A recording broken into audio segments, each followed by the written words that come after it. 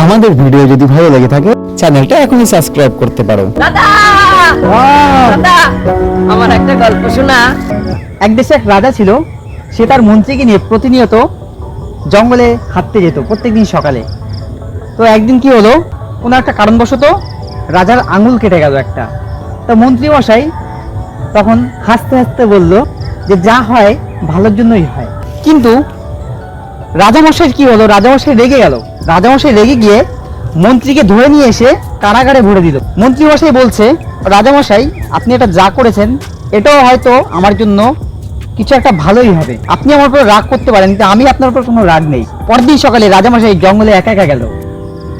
জঙ্গলে যেতে যেতে হঠাৎ আদিবাসীরা রাজাকে ঘিরে ধরলো। বড় বড় চাকু, তরোয়াল, বন্দুক, পিস্তল সব বের করেছে। রাজামশাই দেখে তো এটা অবাক, ভয় পেয়ে গেল। আরে আমার সাথে এটা কি হতে চলেছে। তারপর রাজামশাইয়ের সাথে কি হলো সেটা জানতে হলে দেখতে হবে পার্ট 2।